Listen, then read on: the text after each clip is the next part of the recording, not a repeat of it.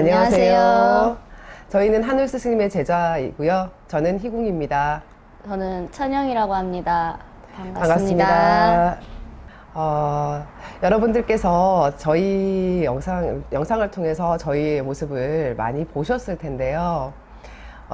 저희가 또 그렇게 영상에서 보여지는 잠깐의 모습들 말고도 또 실생활, 저희가 어떻게 지내는지, 그리고 어떠한 사연들을 각자 가지고서 저희 한울 스승님의 제자가 되었는지, 그리고 이곳에 벽사신당에 와서 함께 합숙을 하면서 어떻게 공부를 하고 기도를 하고 신행을 하는 어떤 신의 공부를 하고 있는지에 대해서 좀 궁금증을 해소해 드리고자 그렇죠.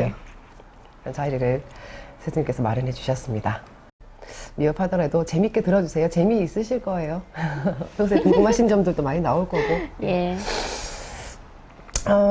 우리 철령님 같은 경우는, 다들 이렇게 제자가 되신 분들은 녹록치 않은 어떤 사연과 삶들을 거치고 다들 되시잖아요. 저희도 뭐 크게 벗어나진 않지만 그래도 각자의 사연이 좀 다릅니다. 저희 철령님 같은 경우는 어떻게 하여서 저희 스승님의 제자가 되셨습니까? 말씀하셔서. 저 같은 경우에는요, 예. 이제 눈에 크게 띄지 않는 신병이 왔죠. 심지어 뭐 저조차도 알아채지 못할 정도의, 제가 그건 둔해서 그랬던 것 같아요. 그러다가 이제 딱 한 번에, 이건 안 돼, 위험해. 이거는 만신분들한테 찾아가서 여쭤봐야 되겠다. 이제는 안 되겠다라고 딱 생각한 때가 있었어요. 네. 그때 이제 우연찮게 신엑소 프로그램을 봤고, 예. 그 많은 선생님들 중에서 우리 스승님밖에 눈에 안 들어오더라고요, 이상하게. 그래서 예약을 하고 상담을 보게 되고 2차 저차 해서 뭐 많이 스승님의- 오셨다는 소문이 그거는 지우고 싶은 흑역사입니다. 통곡을 바닥을 치면서 통곡을 하셨다고. 그것은 많이 지금- 회자되고 있지요. 자, 간략한 설명 부탁드립니다. 왜 오셨습니까? 저의 흑역사죠. 네, 흑역사지요. 예, 맞아요. 그러면 희궁사제님은 네. 어떻게 하셔서 이렇게 스승님과 만나게 되셨나요? 예. 저 같은 경우는 연극 전공자이고 그 연극으로 이제 많은 이렇게 살아왔습니다.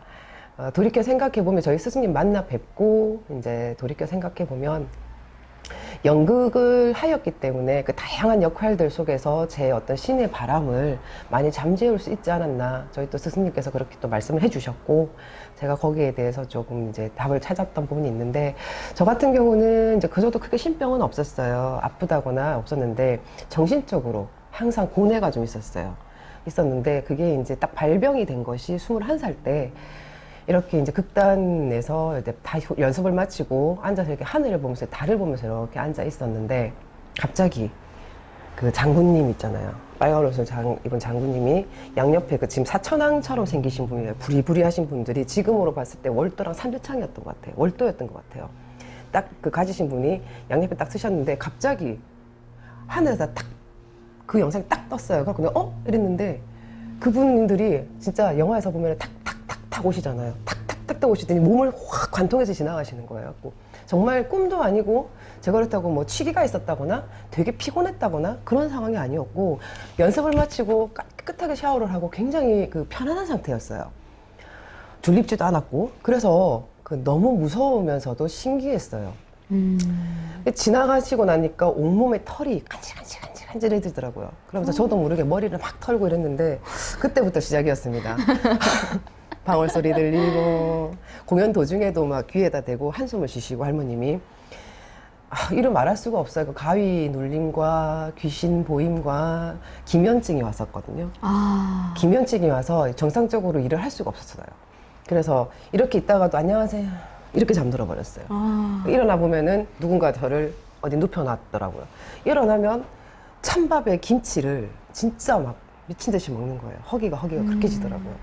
그런 어떤 시기를 시작으로 하여서 방황이 시작되었는데 무당이 돼야 된다는 얘기는 많이 들었지만 실질적으로 금전도 없었고 그 다음에 막연했고 그래서 그냥 버티고 살다가 작년에 2016년도에 어떤 무당분을 찾아갔는데 그분께서 그러더라고요. 참 솔직하신 분이셨는데 나는 당신을 신내림을 해줄 수 없다.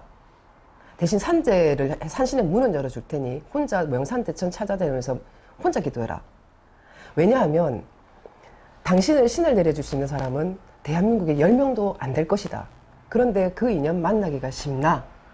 진짜 더 절망적이었어요. 그럼 나보고 어쩌란 얘기지? 그렇게 했는데 세상에 저희 스승님을 머리맡에 두신 스승님을 두고 4년을 헤맸더라고요. 제가 살던 집이 스승님의 그 울산 신당하고 너무 가까웠어요. 걸어서 5분 거리.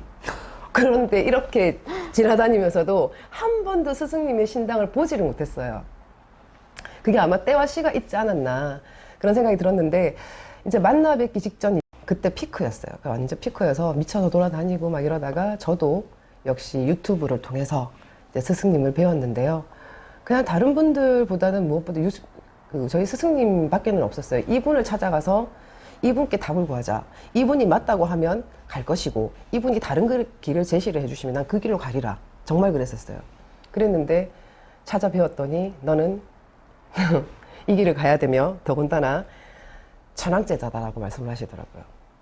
그래서 이제 스승님의 제자가 되었지요. 너무나 감사하고 참 신기합니다. 신기하고 하루에도 몇 번씩 내가 어떡하다 이 자리에 와 있지? 라는 생각도 맞아요. 들고 맞죠? 우리 그런 얘기 많이 하잖아요. 그죠? 맞아요. 어떡하다 우리가 여기 있지?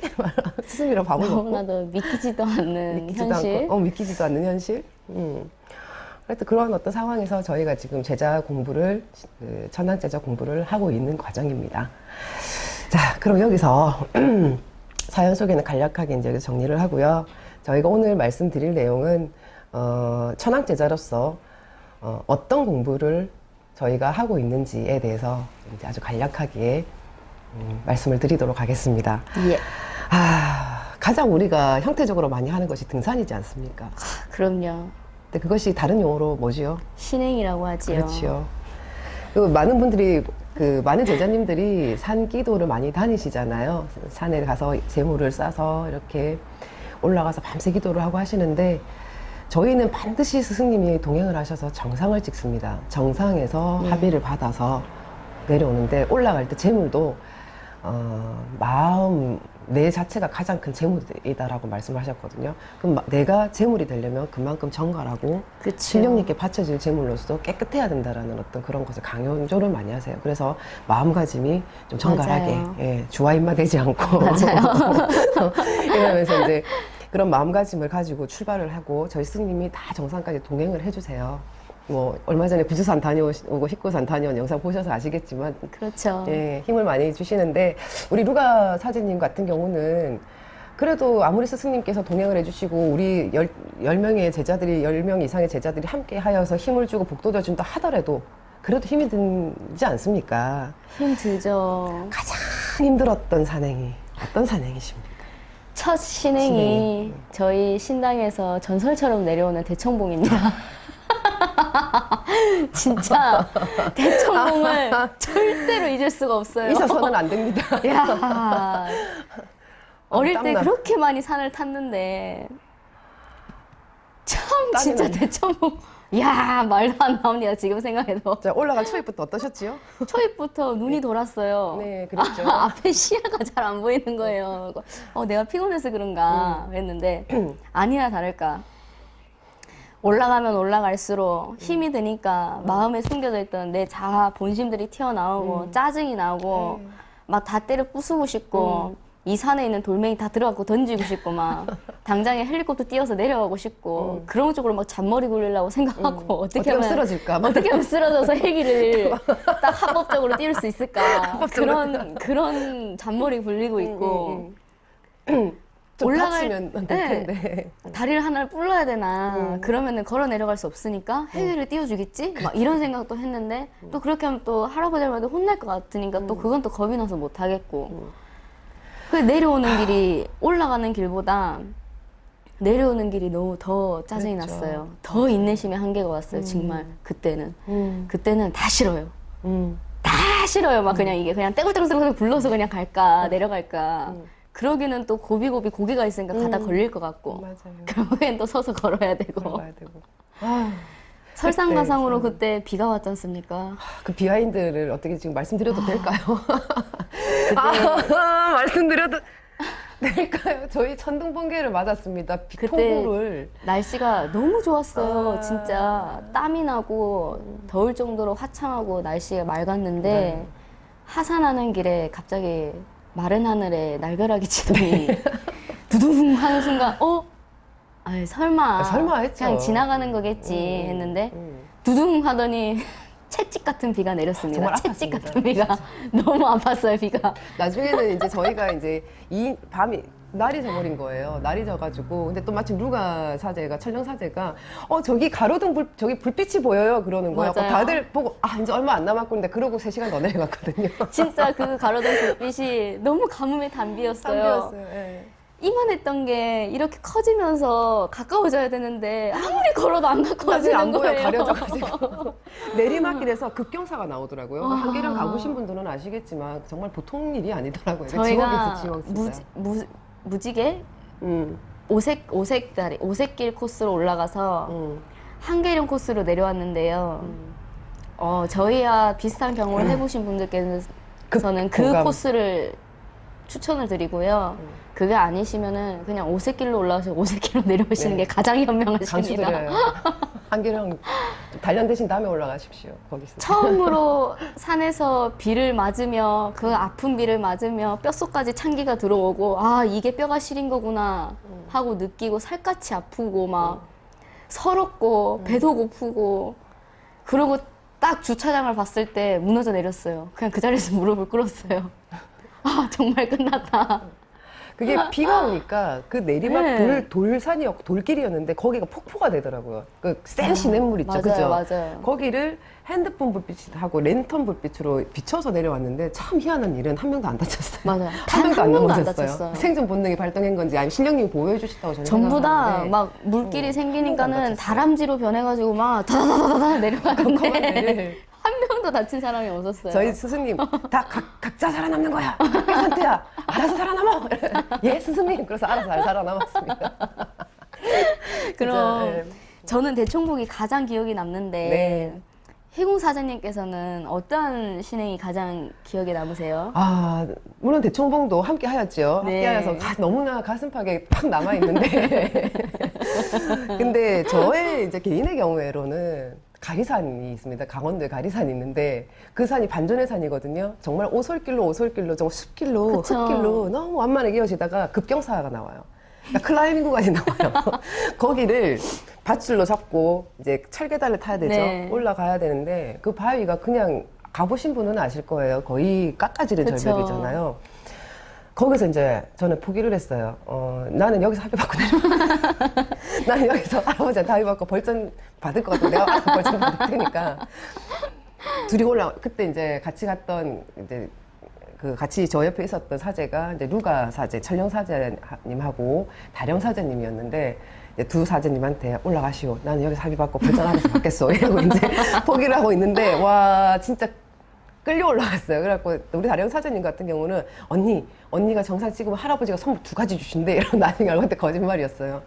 어쨌든 이제 고소공포증이 심해서 그랬죠. 맞아요. 그래서 이제 막 억지로 끌고 앞으로 뒤에서 루가가 밀고 막 이렇게 올라갔는데 올라가서 보니 그곳이 그 6.25 때, 6.25 그 사변 당시에 맞습니다. 미군과 국군의 합동 작전이 성공했던 접점지 예. 지역이었더라고요. 그만큼 또 많은 피가 흘렀던 그렇죠, 곳이죠. 그렇죠, 맞아요.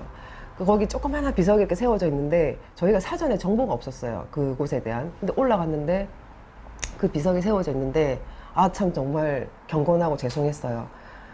그냥 내가 힘듦을 초월하게 되더라고요. 그래서 맞아요. 내려올 때는 기도 드리고 내려올 때는 또 덜덜 떨면서 내려왔지만 경건한 마음을 가지고 내려왔죠. 저는 가리산이 그때 가장 남아요. 올라가시면서 우셨죠. 울었죠. 갈 곳을 잃은 발과 눈, 손. 고소공포증 있으신 분들은 아실 그래도 거예요. 저희는 너무나 안타까웠어요. 이게 조금만 올라가면 정상인데 이 정상을 놓친다는 것이 너무나 안타까웠기에 거짓부렁을 해가면서도 끌고 올라갔습니다.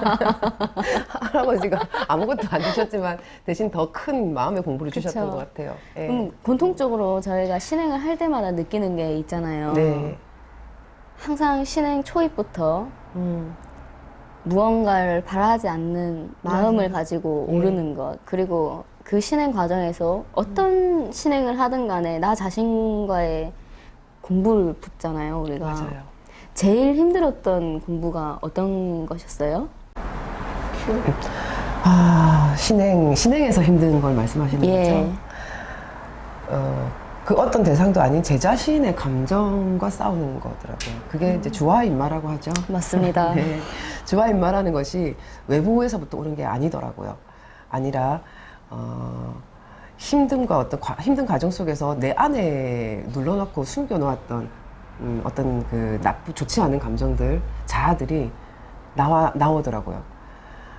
그래서 그것이 올라오기 시작하면은 우라가 나고, 다 짜증나고, 막 진짜 막 여기 나무가 건드리면 나무 확 뽑아버리고 막 진짜 길거리 올라가다가 발에 돌이 차이면 돌을 발로 팍 차고 막 이런 어떤 맞아요. 참 치사한 어떤 행태를 하면서 이제 신령님한테 참 죄스러운 마음 죄스러운 짓을 하곤 하는데 그것이 제일 힘들었어요. 어떻게 하면 평정심을 유지를 하고 그 천을 오르다 보면 호흡이 가빨라지지 않습니까? 그쵸. 근데 처음에 출발할 때 가졌던 그 마음가짐과 호흡과 느낌과 그 향하고자 하는 어떤 기본적인 어떤 마음을 끝까지 정상까지 가서 그거를 내가 제물이 돼서 바쳐지는 그게 유지가 힘들더라고요. 생각보다. 맞습니다. 이게 그냥 뭐 취미 삼아 가는 일반 등산 같으면 가다 쉬다 먹다가 막 하다가 하겠지만 저희는 사제로서 어떤 그 신행을 하는 거지 않습니까? 그쵸. 하기 때문에 그 감정선을 유지하고 내 평정심을 유지를 쫙 하면서 가야 돼요. 그게 굉장히 그게 힘들고 그런 것도 그랬었죠. 있고 예. 제 생각에는 이제 신행을 하면 제일 처음 저희가 느낀 게 산의 기운이잖아요. 그렇죠, 맞습니다. 그러한 산의 기운에 대한 영향도 참 많이 받는 것 같아요. 특히나 이제 철 모르고 망나니처럼 날뛰던 시절에는 신행 가기만 하면 주화인마가 됐죠, 초입부터. 그래도 막막하고 이제는 그래도 다 같이 많이 또 어울려 보고 서로가 또 알게 되고 조금이나마 그러면서 어느 한 명이 주화인마에 빠지더라도 다독이고 다시 정제를 시켜서 벗어날 수 있도록 벗어날 수 있도록 도움을 주며 그렇게 또 맞아요. 이끌어가며 네. 이끌림 당하며 예. 그렇게 잘 또 신행을 할 수 있었던 것 같습니다. 저희는 또 하나 또 원칙이 있죠. 그쵸. 절대 떨어져서는 안 되고 그 좀 힘든 사람은 있으면은 다 같이 기다려뒀다 또 함께 출발하고. 그쵸. 거기서 각자 살아남지만 절대 흩어지지 않고 같이 그럼요. 호흡을 같이 하면서 올라가기를 저희 스님께서 이제 원하시고 그럼요. 이렇게 계시기 때문에 또 그런 거 내 같으면 막 뛰어가겠는데 예를 들자면 그쵸. 막 뛰어가겠는데 저기 오는 어떤 힘든 사제를 기다려줘야 되고 그때 또 생기는 인내심. 그다음에 그쵸. 남을 위한 배려죠 그게. 그쵸. 내 혼자 막 신령님 빨리 예. 볼 거라고 막 가는 게 아니라 같이 가죠. 같이 제물이 되어서 이제 합의를 받고 또 내려오고 그 과정을 다 함께 해야 돼요. 맞아요. 그런 게 참 저희한테 큰 공부가 되고 또 주화인마가 안 온 적은 없지만 그것이 이제 점점 안에서 좀 다스려지는 어떤 지점들이 찾아지는 것 같더라고요. 그렇죠. 또 도와주기도 하고, 도와주고. 예. 아무래도 같이 신행을 하는 형제들의 도움이 되게 큰 것 같아요. 맞습니다. 그리고 또 굳건하게 힘드심에도 같이 저희와 정상을 올라주시는 스승님의 선생님 감사해요. 그것도 너무나도 큰 버팀목 아니면 뭐 버팀목이 되지요. 진짜 우리 스승님 이게 진짜 그럼 신행 다음으로 저희가 제일 어려워하는 공부가 또 인간 공부 아니겠습니까? 맞습니다. 저희 스승님께서 그 모든 사제 공부를 받쳐줄 수 있는 그 총망라한 공부들을 받쳐줄 수 있는 가장 근본이 인간 공부라고 하셨습니다. 그래서 인간 공부가 어떤 거라고 생각하십니까? 나의 모남을 보는 것. 음. 더 이제 조금 더 깊게 들어가서 얘기를 하자면 내 자신을 비춰볼 수 있는 그릇을 닦아가는 것. 그럼 아주 적나라하게 보겠죠. 근데 왜 그렇게 해야 하는가라고 생각을 해보면 저희는 사제로서 만인을 구제중생을 해야 하는데 그러기 위해서는 당연히 도량이 넓어져야 하는 것이고 맞습니다. 그것을 위한 가장 좋은 방법이 또 인간 공부라고 또 실감을 하고 있어요. 근데 그 인간 공부라는 것이 가만히 앉아 있는데 되지는 않거든요. 그쵸. 반드시 어떠한 대상과 상황이 주어져요. 맞습니다. 상황이 주어지는데 저희가 또 합숙을 하고 있지 않습니까? 합숙을 예. 하고 이제 뭐 그러고 있는 같이 일과를 함께 하고 있는데 바깥에 일반인 같은 경우는 어떤 적정선을 유지를 하면서 관계를 유지를 할 수가 있거든요. 직장 동료, 뭐 대학 동기, 뭐 어쨌든 선을 유지를 하고 자기 그게 있는데 저희는 영혼까지도 교류를 하고 경감을 해야 됩니다. 맞습니다. 저 사제의 영혼도까지 그러니까 파악하려고 노력을 해야 돼요. 그쵸. 그래서 함께 가야 되는 어떤 그런 건데 그러다 보니 이제 그리고 저희도 사람이지 않습니까? 아, 감정을 그럼요. 가진 사람이기 때문에 함께 지내다 보면은 크게 뭐 이것까지는 아니더라도 이 마음에 투격들이 생겨요. 그럼요. 서로 사람 당연히 생기죠. 인생이 다르고 나이대가 다르고 습관이 다르고 성별이 다르고 천성이 다르단 말이에요. 공부하는 과정에서 이제 그 일어나는 경우도 있는데 그런데 처음에는 그것에 많이 힘들었죠. 아, 엄청 힘들었죠. 상대를 원망하기 바빴죠. 그쵸. 아, 도대체 쟤 왜, 아니, 이랬는데, 정말 저희 스승님께서 상대 모난 부분, 그런 부분은 네가 갖고 있기 때문에 그걸 비춰지는 거다. 네가 그게 없으면은 절대 그 사람의 모남이 보이지가 않는다. 그쵸. 머리로는 이해가 돼요. 항상 머리로는 이해를 머리로는 합니다. 다 이해가 돼요. 머리로는 완전 도인이에요, 도인인데 실생활에서 딱 그게 되면은 순간적으로 1, 2, 3초 상관이 가장 어렵더라고요. 진짜 그 순간에 그 딱 잡아야 되는데 1, 2초 상간에 무너지죠. 입이 먼저 튀어나가느냐, 아니면 차라리 입이라도 닫고 머리를 굴리느냐인데, 처음에는 이게 먼저 앞서 나갔죠. 그렇죠. 진짜 입을 이렇게 해갖고 썰어버리고 싶은 적이 있었어요, 정말로. 너무 그게 안 되니까. 근데 그래도 이제는 저희가 또 알 만큼 좀 알았다고 또 자부도 예. 있고, 예. 자부심도 가지고 예. 있고, 더 이상의 뭐 그런 투격은 또 없어요. 없잖아요, 없고요. 사실은. 그리고 제자마다 그런 큰 경험들을 해요. 할아버지, 할머니께서 너 이거 도저히 안 되겠다. 그쵸. 어떤 상황을 만들어 주세요. 크게 깨우칠 수 있는 상황을 만들어 주시는데 루가님 같은 경우는 그런 상황이 있었습니까? 아주 많았습니다. 대표적으로 하면 아주 많았는데 네. 대표적인 건 하나는 이제 지금 생각해 보면은 진짜 별거 아니거든요. 아 이거 창피스러운 일인데 너무 이제 가시도치게 살다 보니까 여기서는 그 가시를 다 잘라내고 썰어내고 사포질해서 동글동글동글하게 만들어야 되잖아요. 그런 과정에서 가시를 자르려고 이렇게 막 오기만 해도 팍 하고 그렇죠, 가시가 돋치는 거예요. 그거를 좀 나중에 알았어요. 멍청하게도. 나중에 알았는데 알고 나서는 이제 알아서 스스로 이제 자르시오 하고 이제 내주는 근데 경지까지는 우리 왔는데 찬양 사제님이 보면은 참 맑아요. 그러니까 맑아가지고 본인은 뭐 그런 건 있죠. 그러니까 어떤 이게 저도 보인 지 얼마 안 됐거든요. 저 이 친구 참 순박하구나. 저를 그렇게 봐주셔서 감사합니다. 예, 예. 순박하고 그러면서 그 순간에 제가 찡 하면서 이게 이거 이렇게 되더라고 저절로. 그러면서 그런 지점들이 그런 데 오기까지 어떤 과정들이 있었겠죠. 참 많았죠. 있었죠. 예. 막- 그렇다고 뭐 투격이 막 나고 이런 건 아닌데 근데 좀 그런 치사하게 마음이 뒤에서 욕도 해봤고요. 뒤에서 욕도 해보고 혼자서 그거로도 소화가 안 되니까 그것마저도 하면 안 되니까 찾는 방법은 구석에 박혀 있는 거였는데 쭈구리 마냥 칩거, 와서도 구석에 박혀 있고 유령 마냥 그냥 슥슥 다니기만 하고 그게 아니면은 숙소에 짱 박혀갖고 안 나오는 거. 나오고. 밥도 안 먹고 그 뭔 지질이 분명인지 할머니한테 모르겠는데 땡깡 부리고 할머니 힘들어요 이러면 땡깡 부리고 할머니 할아버지 앞에서 땡깡 부리고 울고 바닥을 또 쳐가매 또 그렇게 또 막 소리를 질러가매 그렇게 하고 인간 공부를 그렇게 넘기고 삭혔다면 뭐 삭혔다고 할 수도 있고요 했는데 지금은 전혀 아직까지는 굉장히 평온합니다. 아직까지는 네. 이제는 막 그런 거에 사사로이 뭐 마음의 동요가 일어나고 뭐 꽂히고 그런 뭐라도 게 털게 되고, 예. 그리고 생겼다 해도 금방 털어지더라고요. 너무 신기하게도. 근데 저 같은 경우에 시공 사제님 같은 경우에도 되게 인간 공부로 남몰래 눈물을 좀 흘리셨을 건데 대표적인 예로 하나만 말씀을 해주신다면 어떤 게 있을까요? 눈물을 이제 실질적으로 흘리지는 않았는데요. 가슴팍을 친 적이 있어요. 그게 뭐냐면은 제가 그 좋게 얘기하면 아주 좋게 포장해서 미화해서 얘기를 하면 제가 성정이 정의로워요. 그쵸. 그 어떤 공공질서가 흐트러진다든지 맞습니다. 그 개인의 어떤 것이 타인의 것을 침범하거나 그래서 나도 하기 싫어하고 특히 공공질서에 대해서 굉장히 민감해요. 뭐 누가 새치기를 하면 아유 막 이렇게 예. 바로 얘기를 하고 이런 성정이고 이제 말 그대로 있는 그대로 말씀드리면은 좀 불같아요 성격이 불같아서 이제 그런 부분을 제가 공부를 이제 제 숙제죠 그게.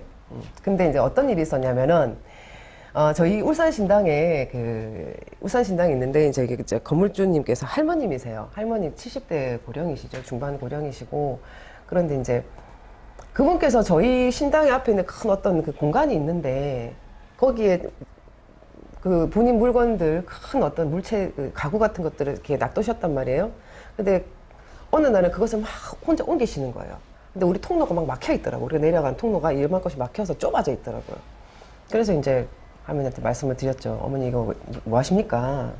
그랬더니 여기는 저희 공간인데 왜 이렇게 하십니까? 했더니 어머니께서 여기도 우리 집입니다. 여기도 우리 집이에요. 라고 말씀을 하셨는데 이게 이제 제 개인의 공간이었다면은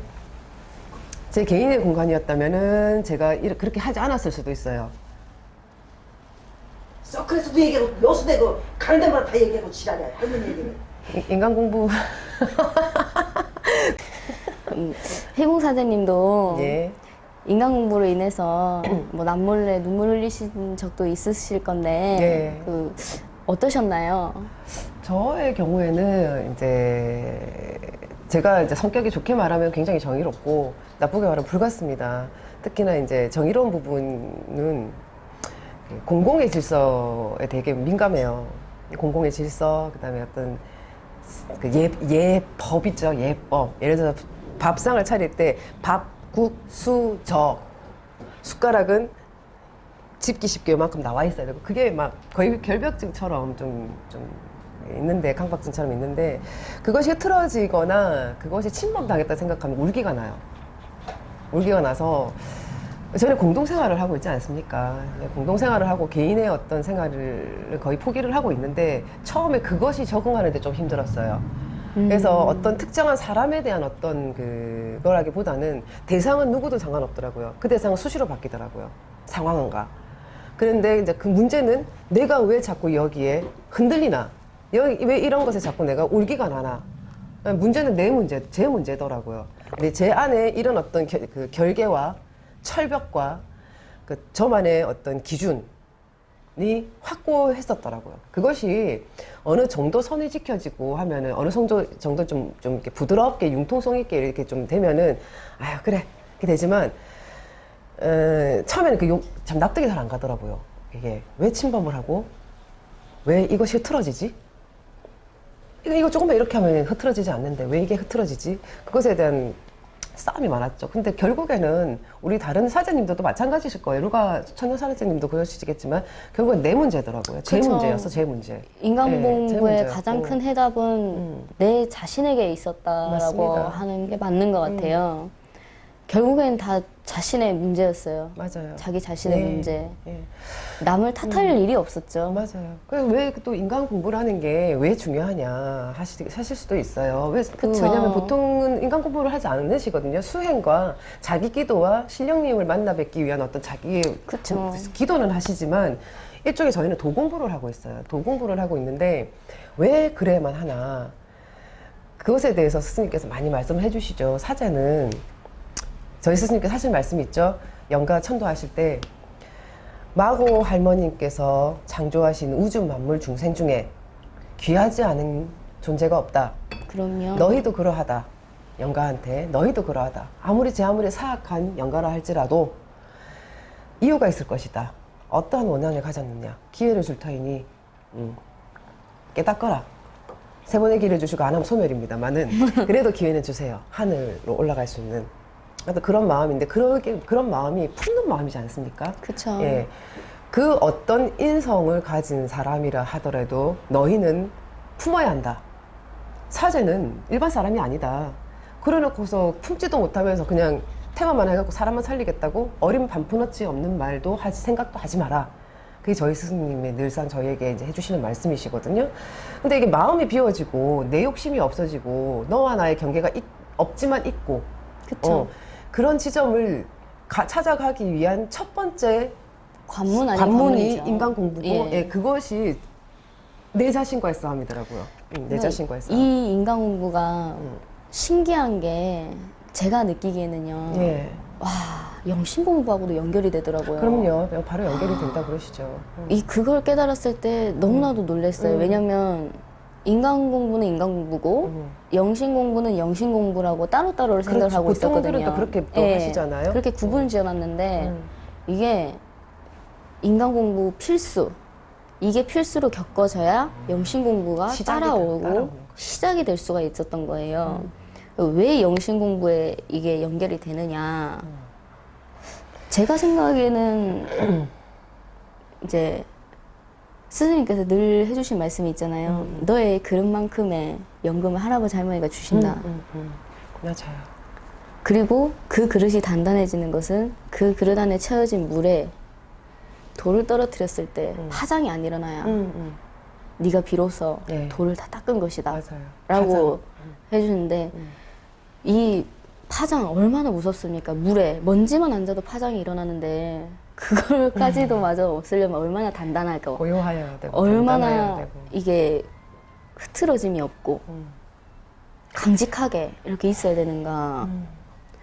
또 영신 공부에는 또 여러 가지 또 영신 공부가 있잖아요. 그렇죠. 영신 공부가 막연하지 않죠. 분명한 예. 어떤 체계와 뭐 이제 구분이 있습니다.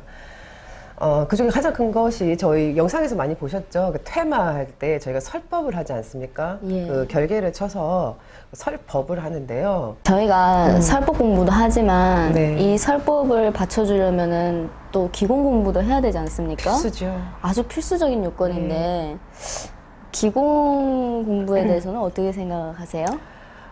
좀 전에도 말씀드렸듯이 이 기공과 설법은 한 세트라고 봅니다. 이게 그쵸. 기공이 받쳐지지 않으면 설법이 될까요? 라는 생각이 드는 거죠. 귀신이 우습게 볼 것 그렇죠. 같아요. 왜냐면 음성에도 기가 담겨져 그렇죠. 갈 수 있는데 그 내공이라는 것이 이제 기공을 전체적으로 말씀을 드리자면 그 수련에 의해서 형성된 어떤 내공을 외부로 쏘는 거. 쏘죠. 쏘서 그것이 외공인데 거기에 신공이 더해져야 신령님의 기운이죠. 기운이죠. 신령님의 기운이 더해져야 천공 하늘의 기운이 하늘에 열려요. 이제 기운이 열려서 영과 천도까지도 영호가, 네, 그 길을 타고 네. 천도를 하는 할 수 거죠. 있죠. 그래서 저희의 내공으로 푸시를 해서 그럼요. 내공으로 푸시를 해서 이제 올려 보내는 건데 이제 전체적으로 이제 간략하게 말씀드리자마자 그러한 경로입니다. 그쵸. 그런데 여기서 중요한 것은 내공을 어떻게 예. 쌓느냐. 그것이 나는 내공 쌓아야지 막 생기면 참 좋겠지만 그것이 참 쉽지 않은 것이기 때문에 죽을 때까지 수련을 해야 된다는 진짜 그런 내공 쌓는 거 아유, 너무 힘듭니다. 힘듭니다. 그게. 왜 이렇게 힘든지 몰라요. 참 의식의 그쵸. 힘인데 집중과 의식의 힘인데 잠깐을 못 앉아 있어요. 그게 사가 친다, 마가 친다 그러죠. 그죠. 수시로 불교 용어로 마구니가 쳐요. 그 마구니라는 것은 이제 할아버지, 할머니께서 주시는 경우도 있고, 근데 대부분은 내 안에 있던 잠재되어 그쵸. 있던 어떤 그 좀스러운 것들, 잡스러운 어떤 것들이 자꾸 차분하게 가라앉히고 정화를 시키려고 하니까 튀어오는 거예요. 맞아요. 튀어올라서 그것들이 부딪혀서 사제가 산란스럽고 집중이 되지 않고 이렇게 막 그렇게 되는 거죠. 근데 우리 류가 천령 사제님께서는 그런 어떤 내공 수련을 함에 있어서 가장 어려웠던 점, 그리고 본인만의 노하우가 있습니까? 아직은 노하우라 말씀드리기엔 조금 많이 그렇죠. 미흡하지만서도 뭐 저만의 방법이라고 하면 방법인데 처음에 기의 흐름을 느꼈을 적에 그 길을 이제 받아들여서 삼태극을 지나 중심을 지나 단전을 돌고 다시 또 이태극을 돌아 그렇게 또 올라와서 다시 또 이렇게 정방향으로 이제 기들이 이렇게 흘러가는데 그 길을 끌어모아서 나름대로 열심히 끌어모아서 단전에 저장을 해보니 그 종이장만 한 거예요. 나는 그렇게 땀을 흘리며 열심히 했는데 어떻게 이러지? 나 진짜 열심히 했는데 너무 허무한 거예요. 그러면서도 진짜 내공을 쌓긴 너무 어렵구나 라는 걸 또 느끼고 또 이것을 잘못 돌렸을 때가 있었어요. 역행을 하죠. 비가 순행을 하지 않고 역행을 했을 때 진짜로 피부 속이 가려워요. 가자 하는데 긁어들고 이게 시원한 게 안 사라지는 거예요. 막 미치고 팔딱 뛰고 막 불쾌한 쥐가 내리는 것 같고 막 진짜 밤에 잠 못 자고 다리를 뻥뻥 차가매 막 입에서 막 육두문자가 나올 법할 정도로 진짜 우기가 올라온 적이 있었었는데 그때는 반드시 사과쳤었습니다. 그리고 그 사이에 넘어갔고요. 그때는 진짜 역행을 하더라고요. 너무너무 무서웠어요.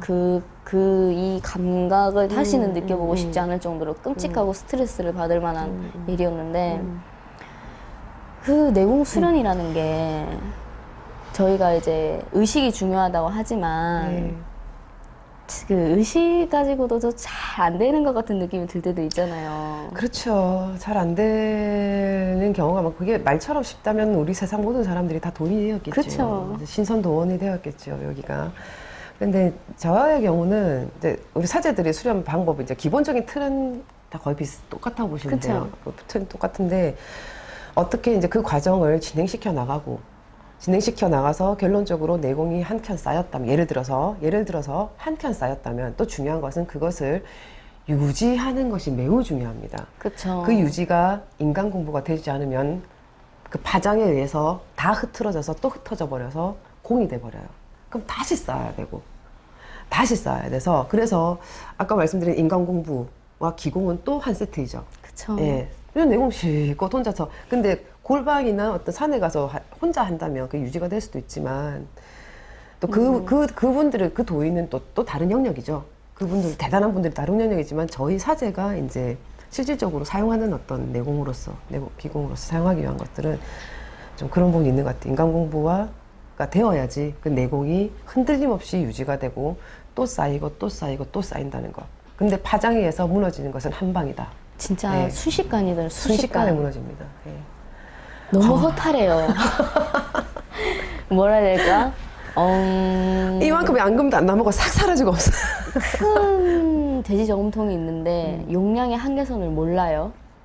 근데 어느 날 저금을 하다 보니까는 돈 쌓인 게 보이는데 한순간에 이제 유혹에 못 견뎌서 그걸 탁 건드렸을 때 본께는 또 돈 쌓인 게 안 보여. 그 허탈감? 맞아요. 언제까지 쌓아야 되지? 라는 허탈감에 한 번씩은 무너져 내리기도 하지만 그걸 또 이겨내는 것이 또 공부 아닙니까? 맞습니다. 그런 과정들이 또 시행착오와 실패와 시행착오로 겹쳐서 이제 그걸 가져가는 건데 중요한 것은 또 이 내공을 쌓아서 외공으로 쏘아서 그 그쵸. 외공만 가지고 안 되잖아요. 그 신공을 받아서 이렇게 또 이제 치료자를 치료라고 테마를 해야 되지 않습니까? 그 과정도 참 그 내공이 받쳐주지 그쵸. 않으면 안 되는 거니까 저희 사제들은 무엇보다도 그 내공을 쌓기 위한 그런 어떤 수련과 수행을 절대 게을리하지 않겠습니다. 그래서 반드시 세상을 구하고 빛이 되는 제자가 되겠습니다. 그런 적이 있어요. 저희 할머니께서 받아서 쟁여만 놓는 것이 신이냐. 그렇죠. 한 분의 신령님이라도 제대로 모시려면 네 마음 안에 자리가 있어야 된다. 우리 스승님께서 늘 그러죠. 네 마음 안에 네 그릇에 앉으실 자리가 없는데 어디를 앉으시냐. 그렇죠. 비워내고 참 진짜 힘들지만 가고 있습니다. 그 공부를 하면서 참 이게 부끄러운데요. 지금은 절대 안 그러지만요. 할머니 앞에서 그 역행한 거에 내 자신의 짜증이 나서 떼굴떼굴 부른 적도 있어요.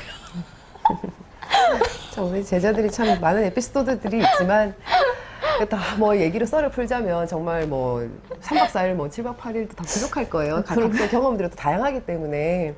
근데 이제 여기서 이제 기공에 대한 어떤 수령은 조금 정리를 하고요. 네. 이 모든 것들을 또 받쳐주는 게 또 있죠. 이 모든 것들이 꽃을 피우는 것이 있죠. 네. 꽃을 피우는 것이 있죠. 바로 퇴기국과 저희가 쓸 수 있는 구판이라고 생각합니다. 그쵸, 구청이죠. 맞아요. 구청. 구청에서도 체마가 이루어지고 어떤 신령님을 그쵸. 숭배하는 어떤 행위가 이루어져서 이제 치료를 하고 천도를 하고 테마까지도 또 구청에서 이루어지기 때문에 태기가 구청에서 이루어지기 때문에 그 정점이죠, 정점. 최종적인 집합지? 그렇죠. 종착역? 맞아요. 종착역이죠. 그런 느낌이에요. 단 한 가지의 이유인 거죠. 사람을 살리자고 하는. 살리자고 하는 거. 한 가지 이유. 예, 그게 이제 어떤 중구난방이 아니라 어떤 그쵸. 의식과 절차를 또 거쳐야 돼. 왜냐면은 인간의 힘으로 하는 게 아니라 신령님의 힘을 빌어서 하는 거기 때문에 내려받아서 하는 거기 때문에 반드시 그에 대한 예가 필요하고 법이 필요합니다. 근데 저희 같은 경우는 한양굿을 저희 이제 한울 스승님께 지금 배우고 있는데요. 한양굿과 일반 굿의 차이가 조금 있습니다. 그 한양굿 같은 경우는 도성 안의 굿이라고 하죠. 성 안의 굿인데 나라 굿이죠. 천재. 그쵸. 그러니까 임금님을 주제로 하여서 국태민한 시와 연풍을 빌어 올리는, 하늘에 빌어 올리는 그런 어떤 굿이라고 보시면 됩니다. 그래서 그래서 예법이 좀 남다르죠. 그쵸. 걸음걸이 하나, 손짓 하나, 말세 고갯짓 하나. 하나, 말세 하나도 다 그거에 맞는 법도들과 그 예법들이 있어요. 그쵸. 거기서 나온 것이 이제 거성과 대리숙배, 내숙배, 그리고 이런 공수죄까지. 어떤 공수죄까지. 거성을 하는 과정에서 그게 참 예뻐요.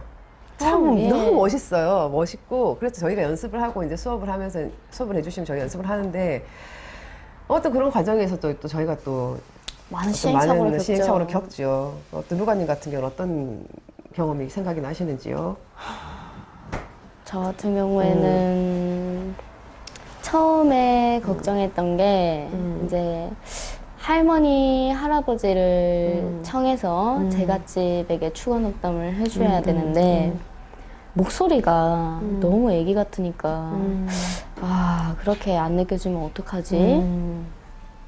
그런 고민이 제일 컸고요. 그리고 급살로 첫머리를 깎게 됐지 않습니까? 신기하게도 진짜 문서가 다 들어가긴 들어가더라고요, 머리에. 다 들어가고, 공수제도 그래도 나름대로 연습한다고 많이 열심히 연습했고 했는데, 역시 실전을 이길 자는 없습니다. 실전에서 다 꼬였어요, 다. 아, 실제 그 자리를 서보니까는 그 말로 표현할 수가 없는 그 분위기가 짓눌려버린 거죠, 그 엄중함에. 미치고 네. 막 팔딱 뛴다 하죠. 막 아마 신복에 가려서 다리 떠는 게 안 보였을 거예요. 수옥에서 막 다리가 타타타타 이렇게 떨리고 있는데 아무도 몰라요. 아무도 좀 알아줬으면 좋겠는데 그런 걸 이제 저 같은 경우에는 첫머리를 깎고 난 이후에 많은 그러한 고민이 찾아왔었어요. 맞아요. 그렇게 진짜로. 고민 많이 하고 있죠. 참 열심히 하고 있습니다. 아직까지도 그러고. 그럼 희공사제님 같은 경우에는 어떠한 점이 어려우셨어요? 거성이라는 것은 지금 움직임이지 않습니까? 움직임이고 그 춤의 어떤 형태가 비슷합니다. 그렇기 때문에 제가 좀 너무나 외람되고 죄송하고 큰일 날 말이지만 좀 쉽게 생각했어요. 왜냐면 제가 이제 지전을 한번 이제 배운 적이 네. 있지 않습니까? 저희가 다 지전을 배웠는데 동작들이 굉장히 많고 길지 않습니까? 지전도 다 외웠기 때문에 그러니까 나는 잘할 수 있어. 내가 이런 마음이 아니라 하면 되겠지. 동작 하니까 그렇게 했던 것인데 정말 거짓말처럼 왼발 오른발이 구분이 안 되더라고요. 그날 기억나시죠? 저 우는 거. 예, 우셨죠, 수업 중에. 제가 혼자서도 잘 울지를 않는 성격인데 와 그날 정말 어떻게 할 수가 없더라고요. 깜짝 놀랐어요. 갑자기 주저앉아갖고 울어갖고. 네, 그 왼발 오른발이 스승님께서는 정말 애정어린 눈빛으로 할 수 있어. 멘탈 잡아 하시면서 고장을 쳐주시고 한 10분을 쳐주셨을 거예요. 정말 제자 사기 안 꺾어주시려고 끝까지 이렇게 쳐주셨는데 제가 한 3발도 못 댔어요. 왼발 오른발이 구분이 안 돼요. 구분이 안 되고 이 손과 발이 같이 안 움직여져요. 정말 그 어떻게 설명해야 되죠? 눈앞이 깜깜해지고 뇌가 흔들리는 것 같더라고. 웽 소리가 들리고. 그래서 너무 화가 나기도 하고 속상하기도 해서 진짜 울어버렸거든요. 그러고 나서 며칠 뒤에 큰 그거 좀 또 들었죠. 왜냐면은 춤으로 생각하였더냐. 내가 춤으로 생각하였구나. 걸음 하나. 이것은 신령님을 청배하는 예법이죠. 예법이고 어떤 정말 이거는 신법인데 인간의 마음이 너무 커졌던 거죠. 그냥 배워서 하면 되는 거. 물론 배워서 하면 되죠. 하면 되지만 그 마음가짐이 어떠해야 하는지 티끌만큼도 인간의 마음, 욕심이 섞이면 눈을 가려버리시는구나. 발을 묶어버리시는구나. 정말로 절감을 했어요. 그래서 그 다음부터 할 때는 지금은 뭐 좀 걸었습니다만은 그 다음부터는 무서움을 가져요. 두려움과 경외감을 가지고 한 발 한 발 연습을 하고 있어요. 연습을 하고 있고 저는 그게 가장 경험에 남죠. 그 기억에 남고 앞으로도 그 이제 사제의 어떤 길을 가면서도 잊어서는 안 되고 잊히지 않을 경험이에요. 그러고 보면은 저희 형제분들이 참 재주가 많아요.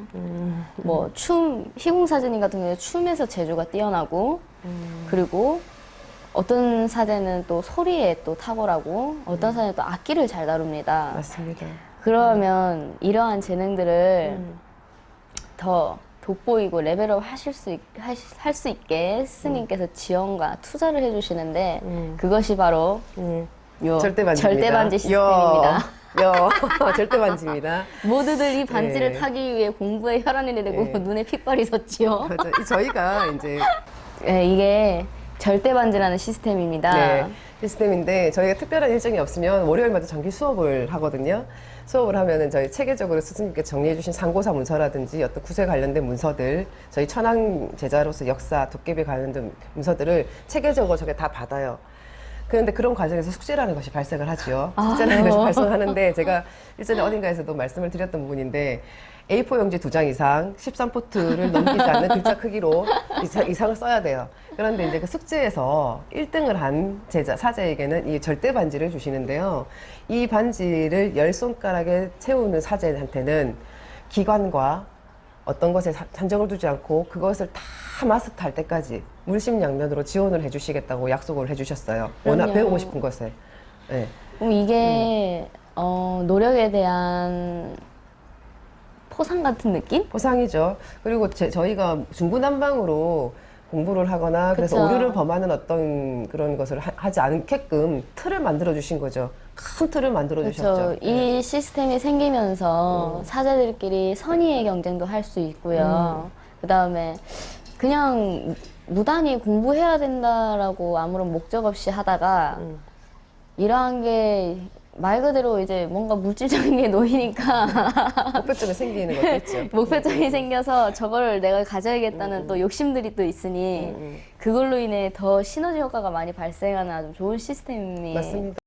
시스템을 스승님께서 구축을 해주셨어요. 그리고 또 한 가지 덧붙이자면은 한 사람이 국한되지 않아요. 맞아요. 절대 반지를 먼저 받는, 그러니까 10개를 다 채우는 사람이 있을 것이고, 사제가 있을 것이고, 맨 나중에 채우는 사제가 있을 거예요. 근데 그 마지막 사제까지 다 지원을 해주시겠다라고 하셨기 때문에 일단은 물질 지원 이런 것을 떠나서 저희 제자들을 정말 극간되었이 알 수가 없죠. 저희가 감히 짐작도 할 수 없는 그 애정과 그런 어떤 마음을 조금은 좀 느낄 수 있게 돼서 너무나 감사드리고 또 감사드립니다. 너무 또 정말. 그래요. 그냥 이렇게 크나큰 은혜를 받아도 되나 싶기도 하고 하지만 그 은혜를 무럭무럭 먹고 살이 쪄서 꼭 나라의 보탬이 되고 세상에 빛이 되는 세상의 빛이 돼요. 스승님 그거죠. 잉크방울을 곳곳에 똑똑똑 떨어뜨리시는 거예요. 제자들이 하나가 똑똑똑 해서 퍼지는 거예요. 이렇게 그 퍼져서 거기가 정화가 되고 그것이 정화가 되고 또 이것이 정화가 돼서 궁극적으로는 전체가 정화가 되는 그런 지점까지 생각을 하시고 저희 제자들에게 이런 지원의 제도를 만들어 주셨거든요. 그죠? 그래서 저희도 열심히 해서 스승님의 바람과 신령님의 바람을 꼭 이룰 수 있는 사제가 되도록 노력하겠습니다. 지금까지 지루하셨겠지만 그래도 재밌게 봐주신 분들께 너무너무 감사드리고요. 네. 그리고 저희가 안 보는 것 같아도 응원해주신 댓글들 참 많이 잘 챙겨보고 잘 챙겨봅니다. 챙겨봅니다. 네. 많이 많이 남겨주시고 그러니까 뭐 많이 남겨주시고 앞으로도 쭉 저희 벽사신당 식구들 많이 사랑해주시고 응원해주시고 예쁘게 지켜봐주세요. 네. 지금까지 희궁이었습니다. 철령이었습니다. 감사합니다. 감사합니다. 와.